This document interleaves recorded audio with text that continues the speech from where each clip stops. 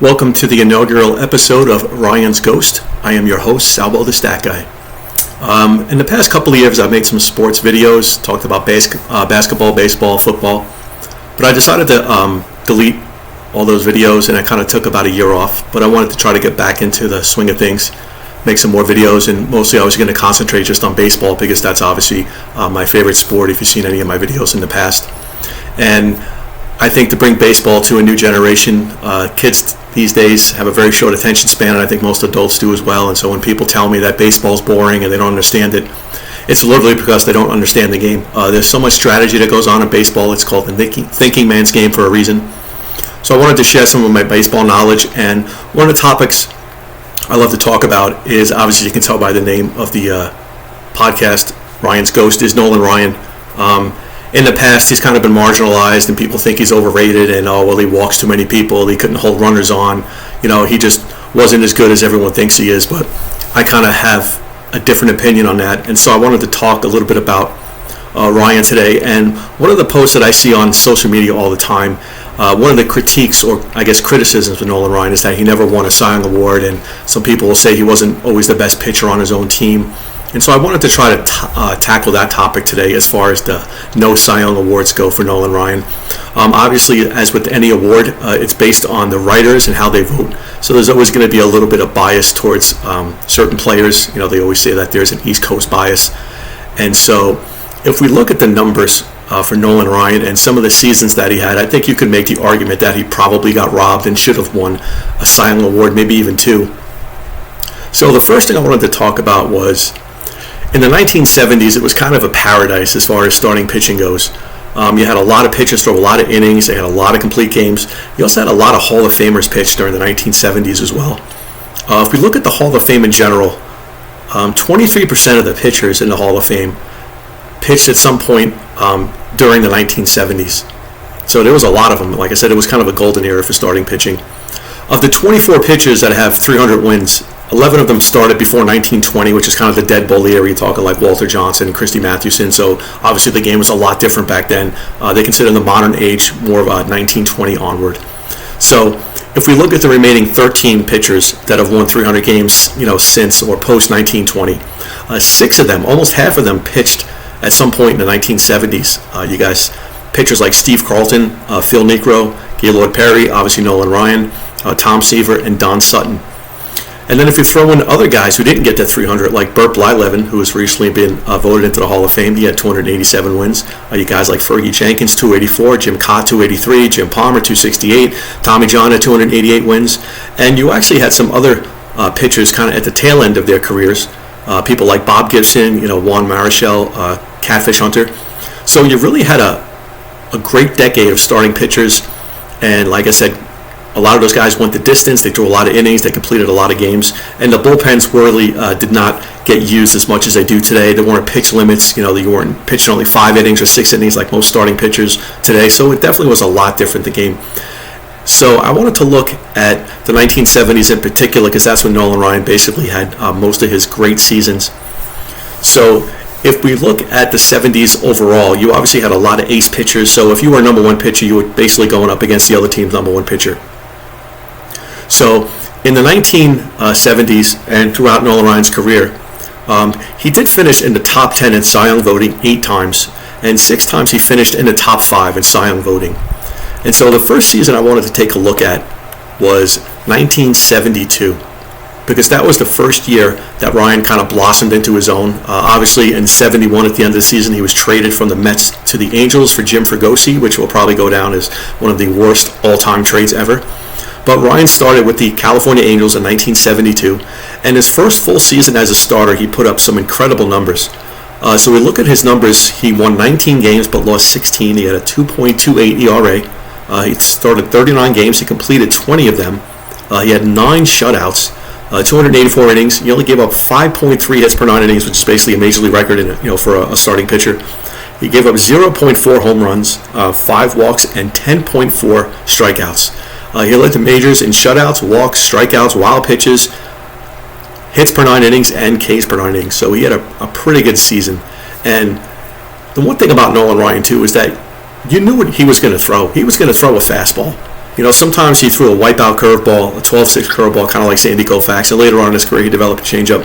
But he was mostly just a fastball pitcher, so for batters to know exactly what was coming and they still couldn't hit it, catchers had a hard time framing his pitches or even just kind of catching some of his pitches because that's how hard he threw. So if you look at his record for that season, 19 and 16, you think to yourself, how did he lose 16 games if he pitched so well? Well, unfortunately, 1972, he was on the California Angels, and they basically had a historically bad offense. Okay, if we look at the Angels in 72, they scored a total of 454 runs, which is only 2.93 runs per game, which was obviously last in the major leagues. And Nolan Ryan's run support for his starts was only 2.87 runs. So if we look at his starts that year, he had 39 of them, and in 20 of those starts, he got 2 runs or less.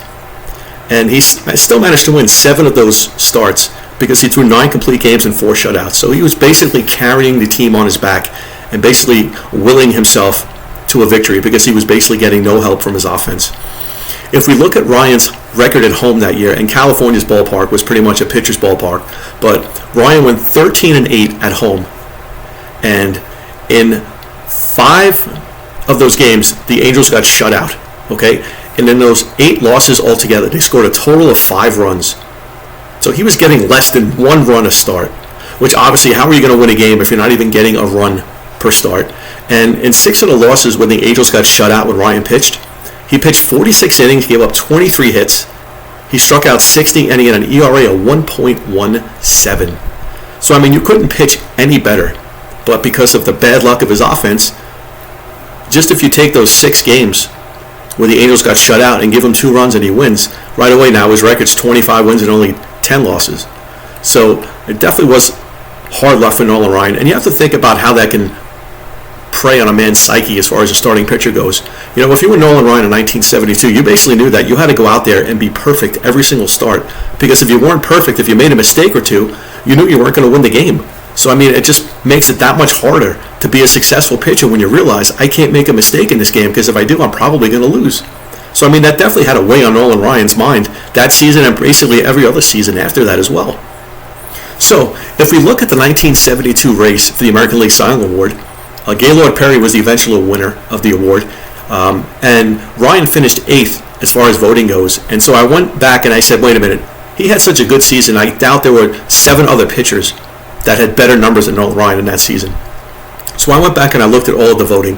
And as I said, Gaylord Perry won the Cy Young Award in 72. He won 24 games. He lost 16, same as Ryan. He had a 1.92 ERA. He started 40 games, completed 29 of them. So he threw a lot of innings, 5 shutouts, 342 innings together, all totaled. 6.6 hits per 9 innings, which is really good. 0.4 home runs, 2.2 walks, 6.1 Ks. Now, Perry basically had a career year. That was the lowest ERA he ever had. That season than any other season. But once again, he didn't get a whole lot of run support either. Cleveland wasn't a very good offense either. They weren't really much better than California. So that's why him and Ryan both had 16 losses in that season. But the second place was a guy named Wilbur Wood, who was a left-handed knuckleballer. And he went 24 and 17 with a 2.51 ERA. He actually started 49 games that year because he was a knuckleballer. He could pretty much pitch on 2 or 3 days rest. He had 20 complete games. He shut out 8 shutouts. He threw 376 innings, which in today's day and age is enough innings for 2 or 3 pitchers. So he gave up 7.8 hits per 9 innings, 0.7 home runs, 1.8 walks, and 4.6 strikeouts. And the walks total really kills me because for a knuckleballer, the guy had really good control. Third in voting that year was a guy named Mickey Lolich, who was a left-hander for the Detroit Tigers. He won 22 games, lost 14. He had a 2.50 ERA. Completed 23 games, 4 shutouts. He threw 327 innings. Catfish Hunter finished 4th. He won 21 games. He lost 7. He had a 2.04 ERA. 16 complete games. He had 5 shutouts, 295 innings pitched. Jim Palmer won 21 games that year, lost 10. He had a 2.07 ERA. He completed 18 games, had 3 shutouts. Louis Tion started 19 games in 72. He went 15 and 6. He had a 1.91 ERA. 12 complete games. He had 6 shutouts. He pitched in the bullpen in the beginning of the year, and then he came into the rotation towards the middle of the year. And Sparky Lyle finished 7th in voting. He was 9 and 5 with a 1.92 ERA. Obviously, he was a relief pitcher, so he didn't have any starts, but he only threw 107 innings that year. So those were the 7 guys who finished with more votes than Nolan Ryan back in 1972. And even though you had some really impressive seasons, obviously, like I said, Perry had a career year. That was one of Mickey Lolich's best years. Same thing with Catfish Hunter. You had, 3 guys throw over 300 innings. You really didn't see the kind of run support that you were hoping for from basically any team in the 1970s. But if you look at those pictures right there, as I mentioned, Gaylord Perry had the same run support as Nolan Ryan, only 2.87 runs per start, and the Indians went 72 wins and 84 losses. Wilbur Wood got 3.76 runs of support, so almost a full run more than Perry and Ryan. And the White Sox won 87 games that year, so they were a better team, obviously, than the Indians or the Angels. Mickey Lolich got 3.34 runs per 9 innings. The Tigers won 86 games. They finished, I believe, in second place that year. Catfish Hunter got 4 runs of run support each start for the Athletics. They obviously won 93 games and won the World Series in 72, so he got plenty of support. Jim Palmer got 4.12 runs of support for the Orioles. They won 80 games. Louis Tiant in his starts got 4.34 runs of support for the Red Sox. They won 85 games. And then, of course, like I said, you had Nolan Ryan, who got 2.87 runs of support, and the Angels only won 75 games. So when you break it down, I think Perry was obviously the correct winner for the 72 Cy Young Award winning winner. But I don't think Ryan had the 8th best season as far as the other pitchers go. Now, if we go to 1973, so the season afterwards, Nolan Ryan finished second in Cy Young voting. He lost out to Jim Palmer. The vote total was 88 votes for Palmer and 62 for Nolan Ryan. Palmer got 14 first place votes. Ryan only got 9. Palmer had a 6.3 WAR. Ryan had a 7.7 WAR. So if we break down the numbers from 1973, the first thing I want to mention was that was the first year of the designated hitter. And so it got a little bit easier for the hitters and a little bit tougher for the pitchers. Because if you look at the American League overall, the league average went from 239 in 72 up to 259 in 73, so a 20-point swing because of the DH. And teams only averaged 98 home runs in 1972, but then that jumped up to 129 in 1973. So obviously with the DH now in the lineup every day, it was a little bit tougher for the pitchers. So if we look at their numbers, they're very similar, okay? Palmer won 22 games, Ryan won 21. Palmer had a 2.40 ERA, Ryan had a 2.87 ERA. Palmer had 37 starts, Ryan had 39. Palmer had 19 complete games, Ryan had 26. Palmer had 6 shutouts, Ryan had 4. Palmer threw 296 innings, Ryan threw 326. Palmer gave up 6.8 hits per 9 innings, Ryan 6.6. They both give up 0.5 home runs per 9. Palmer gave up 3.4 walks and Ryan gave up 4.5 walks, so only a 1 walk difference between the two. Strikeouts, though, is where Ryan really shined. Palmer struck out 4.8 batters per 9 innings. Ryan doubled that and struck out 10.6 batters per 9 innings. So, one thing you have to factor too is Jim Palmer, his team won 97 games, and the Baltimore Orioles lost in the ALCS that year to the Oakland A's. But the Angels finished with only 79 wins, and the Angels were 11th in runs scored, 12th last in batting average, and 11th in they were 11th in runs scored, tied for 11th in batting average, and they were last in home runs. Jim Palmer's run support for his starts, 4.68 runs per 9 innings. Ryan only 3.56. So Palmer was getting more than a run more support than Nolan Ryan was, and obviously that made a big difference. Okay, in Palmer's 37 starts, he only had 9 starts where the Orioles scored 0, 1, or 2 runs for him. Okay, Ryan had 14 starts like that. Palmer had 13 starts where the Orioles scored 6 or more runs for him. Ryan only had 7 starts where the Angels scored 6 or more runs for him. So, obviously, once again, when you're not getting the run support, it's going to be tougher for a pitcher to win. And Ryan didn't even get the best support from the pitchers on his team. Okay, so because if you look at the other starters the Angels had in 1973, you had guys like Bill Singer, who got 4.04 runs of support a game, so a half run better than Ryan. Clyde Wright got 3.88 runs of support, better than Ryan. And Rudy May got 4.25 runs of support. So Ryan couldn't even get run support from his own team, but the other pitchers all had better run support than he did. So for him to win 21 games with such a lousy team, I think it's just incredible on its face. But you throw in the fact that in 1973, Nolan Ryan set the major league record when he struck out 383 batters in one season. He threw 2 no-hitters that year, and his last 7 starts of 1973, he threw 7 complete games and went 7-0. So, I mean, he really had a dominant season, and I think you definitely could have given him the Cy Young Award in 1973 instead of Jim Palmer.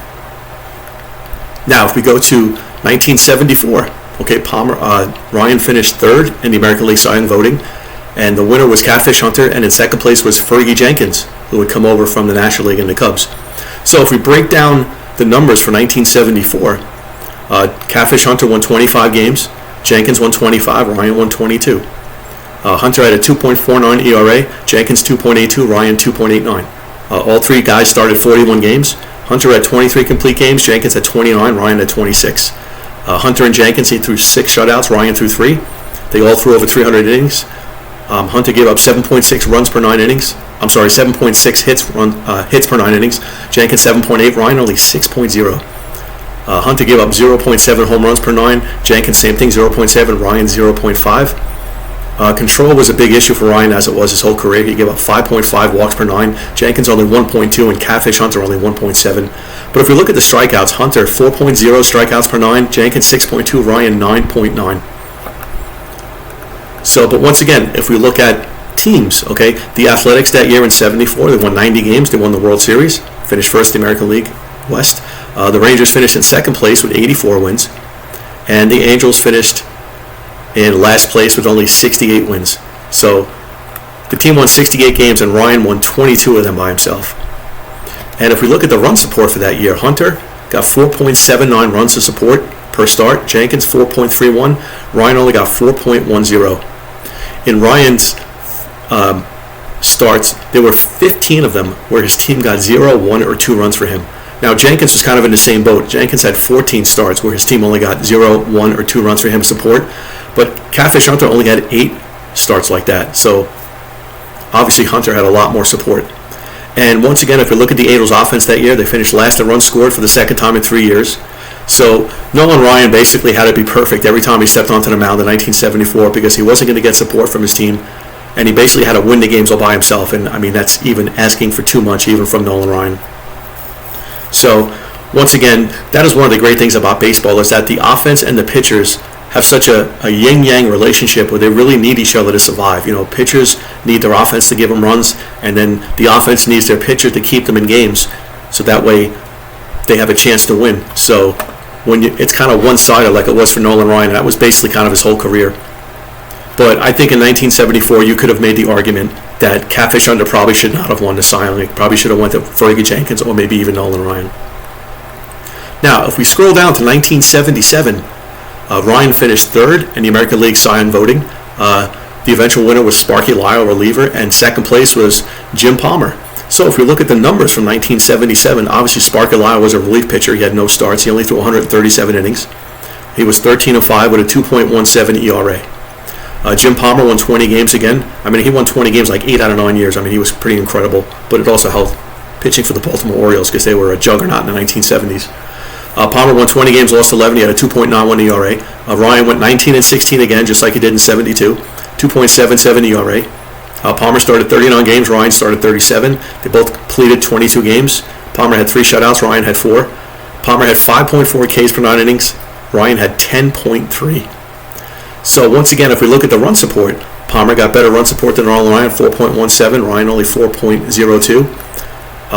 In 10 of Palmer's starts, the Orioles got 0, 1, or 2 runs, but then Ryan had 15 starts where his team only got 0, 1, or 2 runs for him. But once again, Palmer's team won 97 games that year, and Ryan's Angels only won 74. So if we look at Ryan's teammates, the starters that he pitched with, they were still getting better run support than him. Okay, if you look at Frank Tanana, he got 4.87 runs to support, more than half a run better than Nolan Ryan. Paul Hartzell, 4.26 runs to support, better than Ryan. Ken Brett, George Brett's brother, 5 runs per game per 9 innings. And Wayne Simpson, 4.21 runs to support. So obviously it definitely hurt Ryan that he was facing the number 1 starter for every other team. But even like I said, the teammates that he pitched with were getting better run support than he was. So I think you could have made an argument as well that 77, he probably should not have finished third in the Cy Young voting. Now, as I said before, that was kind of a recurring theme in Ryan's career. Once he moved on to the Astros in 1980, he would have 4 more years where he would finish in the top 10 in Cy Young voting in 1981, 1983, 1987, and 1989. And I wanted to kind of highlight 1987, because as we all know, that was the year of the juice ball, where the home runs, set record numbers and were flying out of the ballpark left and right. Ryan did have to pitch in a notorious pitcher's park in the Astrodome, which kind of obviously helped him.